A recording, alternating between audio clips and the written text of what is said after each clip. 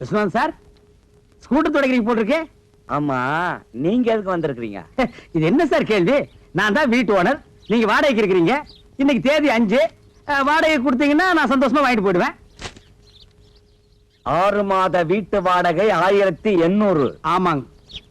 Current charge 180. ஆமாங்க. தண்ணி வரி 60. ஆமாங்க. முறவாசல் 60. ஆமாங்க.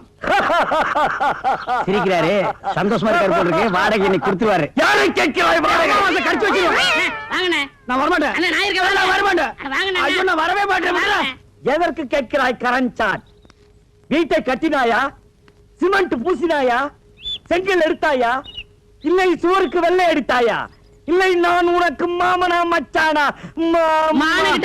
மானம் கெட்டவனே. அடக்கே என்ன விட்டாருண்ணே. வாடகை இல்லை என்று ஒரு முறை சொன்னால் உரைக்கவில்லை, வைக்கவில்லை. ரோசம் இல்லை.